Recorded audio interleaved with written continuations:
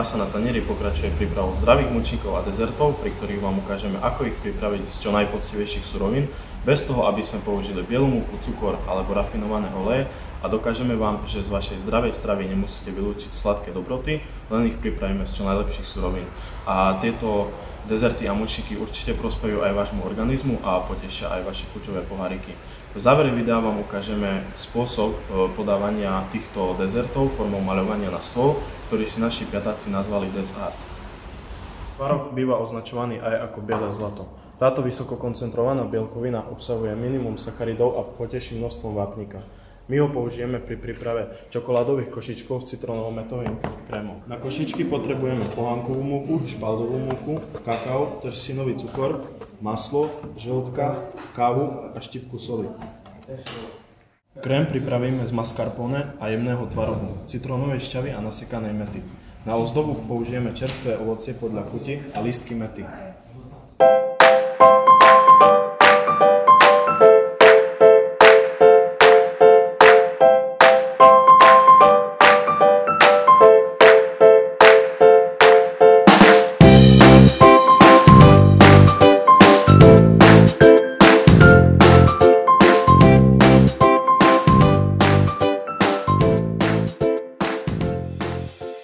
My si dnes pripravíme dva druhy omáčok. Kuli, polevo z vysokopercentnej čokolády a posypy kokos, granolu, mandle, na zdobenie aj rôzne surové ovocie.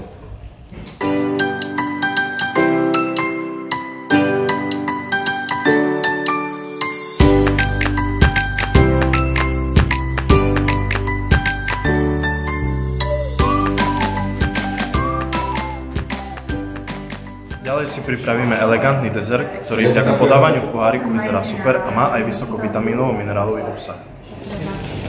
Potrebujeme ovsené vločky, kokosové mlieko, vodu, čia semienka, maliny, med a nasekané mandle.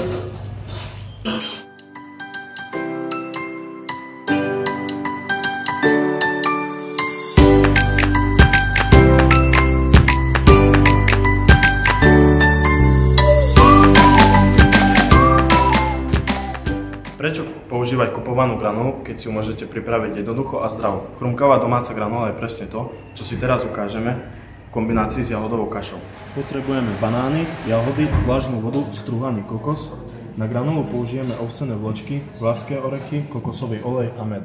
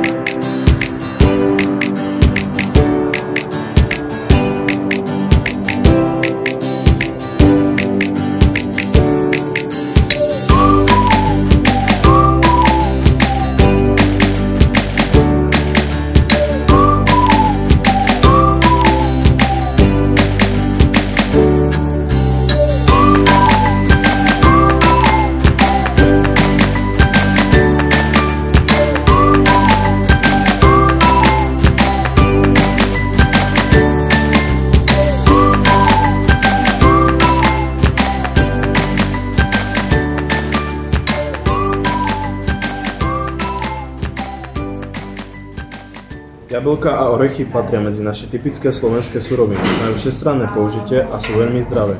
Ukážeme vám rýchly a jednoduchý recept vhodný pre každého človeka modernej doby. Vďaka efektnému podávaniu v uzatvárateľných nádobách si môžete zobrať kamkoľvek so sebou. Potrebujeme jablka, škoricu, vlašské orechy, ovsené vločky, med, grécky jogurt a vanilkový strup.